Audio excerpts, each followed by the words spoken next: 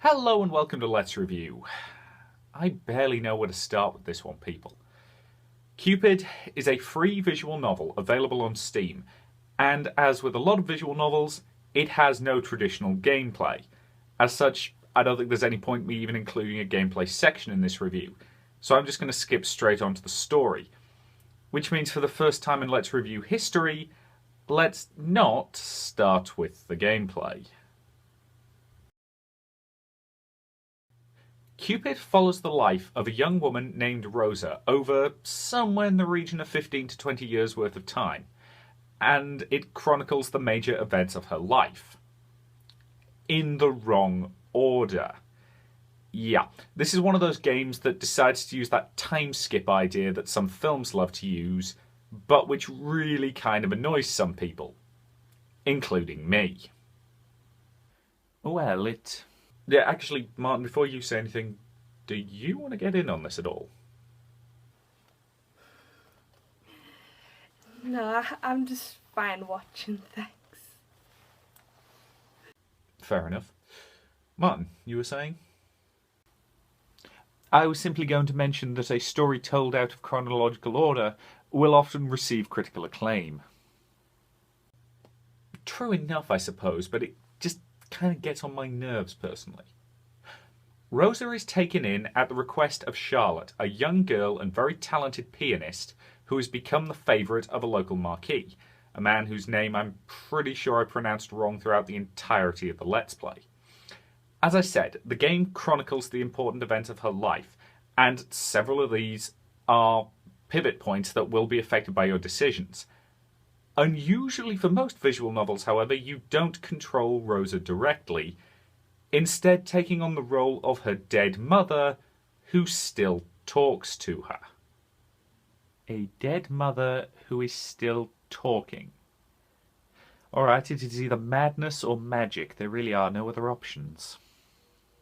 Yeah, I'm not going to tell you the answer to that because the game itself leaves the answer very vague until near the end. And, well, actually, if I'm honest, you could probably make a reasoned argument for either in the case of this game.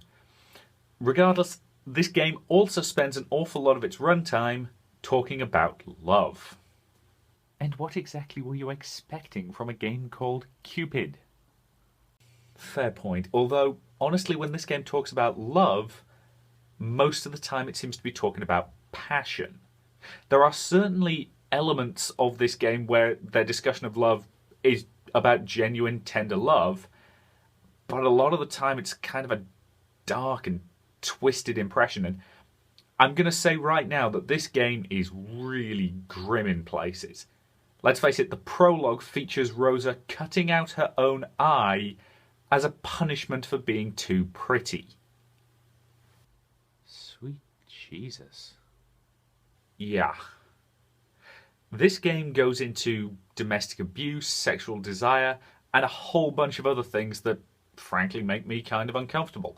If you're the sort of person who is put off by dark, creepy imagery, then this is definitely not the game for you. But you do believe that it is handled well? Oh, yeah, it is. And for the record, I am the guy who says that video games should absolutely be able to explore this kind of stuff, provided they do it well and don't just put it in for shock value, which is not what the developers have done here.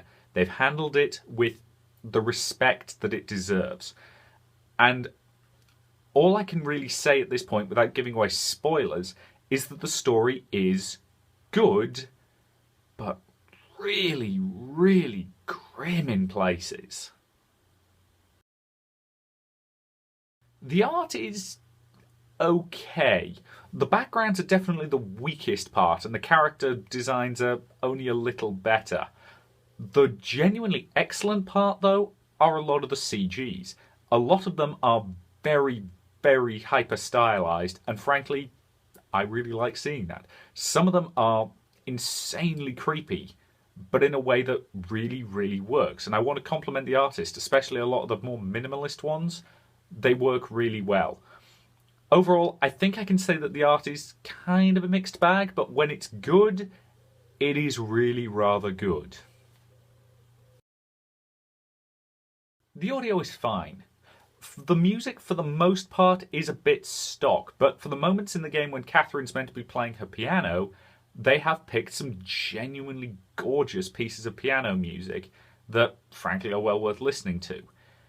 The sound effects, yeah, they're okay. There's not many of them, and overall, you're not really going to notice them. They're functional, but nothing more. And given that there's no voice acting, that's kind of all I can say about the audio. It's solid and with a few genuinely good moments, but you're not really going to remember it, more than an hour or so after you've listened to it. So, did I enjoy Cupid, a visual novel? Kinda. Should you buy it? This question is kind of misleading since this game is available for free on Steam, and frankly, even if it cost a little bit of money, say somewhere in the £5 to £10 region, I'd probably be willing to recommend it, with the significant caveat that it deals with some very dark, very mature themes and is absolutely not for everyone. I suspect this will end up being kind of a polarising title because some of the things it does do really rather well, but the dark nature of some of the stuff it's trying to explore will put a lot of people off, and I completely understand why. Now, if you'll excuse me, we have company, and I'm afraid I've rather been neglecting her. I'll see you later.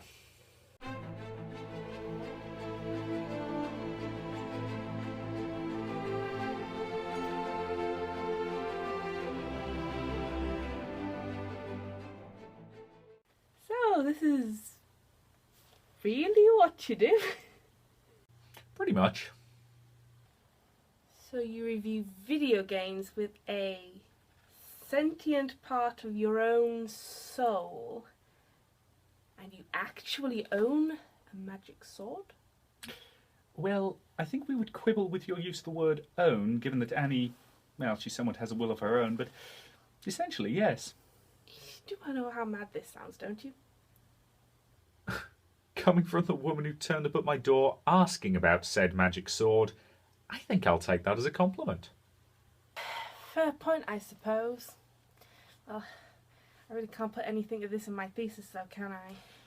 It would seem unlikely. I mean, depending entirely on what the subject matter is, I suppose. Well, the official title is The Impact of Myths and Legends. It's basically about how society has been influenced by their stories and how the stories change as societies do, and it's really quite fascinating how the parallels between modern life and... I'm going off on a tangent, aren't I? You are, rather, but don't worry. He does it all the time. Not all the time, just most of it. Sorry, didn't really know what to expect. I mean, I found references of the Soul Singer blade all over the 1500s. I thought it was just a legend, really, one of those wandering knights with magical swords. But then I heard about this Victorian dig site that had a blade that matched the description, and, well, it's been sold all over the place, and then eventually it was bought by you, and you just live so close, I thought I just had to see it. And now that you have? Don't know. I mean, I guess I could go back to my supervisor and tell him I found a magic sword and a person who fights demons. Well, that seems a trifle unwise. Assuming you actually intend on completing your PhD at any rate. What should I do then? Well, if you really want to know everything, I think we're willing to tell you, aren't we? Indeed we are. However, I would advise against trying to publish any of it. Except possibly on the internet. I guess that would work, but I really want to know. That I just need to get my head around it. Is that alright? Of course. Take all the time you need. We're not going anywhere, are we? Thanks. Well, I guess I should be going. I'll walk you out. Thank you. Bye. Goodbye.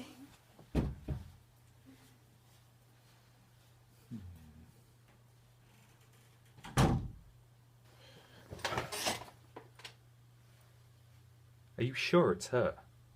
Positive. After all, I did tell you that I would know her when we met her. Well, yeah, but I didn't expect her to just turn up at our front door. Nor did I. I recommend we keep an eye on her. There may well be more to her than there appears. You know you are horribly unhelpful sometimes, right? It is a gift that I inherited from you. Lunch? That would be most pleasant. Feels like we've been sitting here for a week.